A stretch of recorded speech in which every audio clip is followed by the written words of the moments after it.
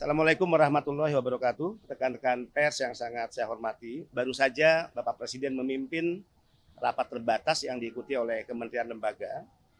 Ada dua isu terkait barang impor e-commerce dan barang-barang pengiriman milik pekerja migran Indonesia. Saya sebagai Kepala BP2MI fokus ke barang pengiriman milik pekerja migran Indonesia.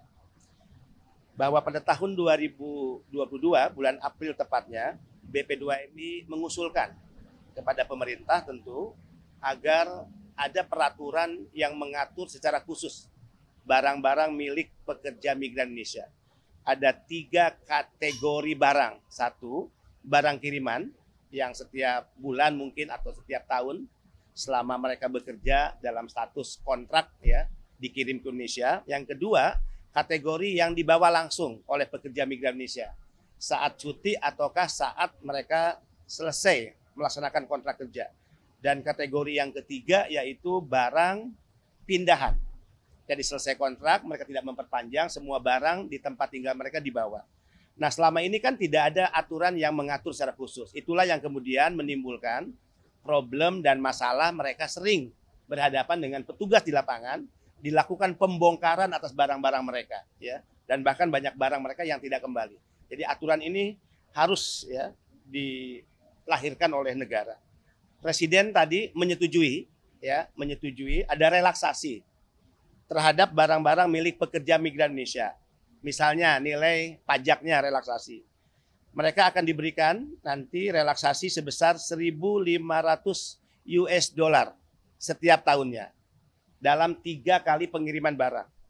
Tadi saya yakinkan kepada Bapak Presiden dan para menteri bahwa PMI jika membawa barang bekas itu jumlahnya pasti terbatas dan tidak untuk kepentingan bisnis, tidak untuk diperjualbelikan kecuali untuk oleh-oleh keluarganya.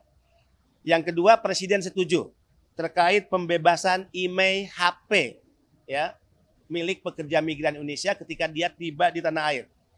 Nah, kendala pekerja migran tiba di tanah air kan itu berurusan dengan IMEI HP yang harus ya dirubah, kemudian juga berbiaya sangat tinggi. Presiden juga setuju khusus untuk PMI dibebaskan untuk IMEI handphone milik pekerja migran Indonesia.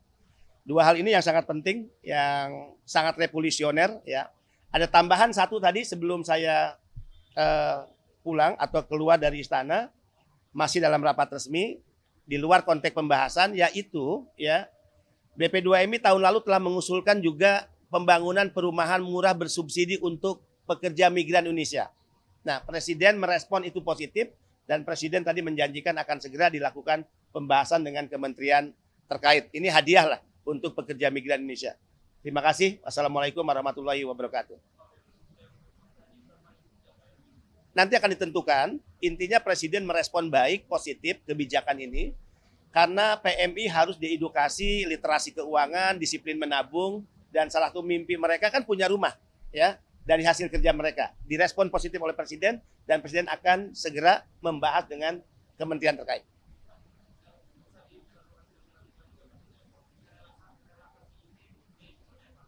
IMEI itu kan kalau kita dari luar negeri menggunakan nomor asing, ya kemudian juga handphone asing, itu kan harus ya masuk ke pemeriksaan, kemudian diganti, diberikan IMEI dan berbiaya. Itu yang dibebaskan dari pekerja migran Indonesia.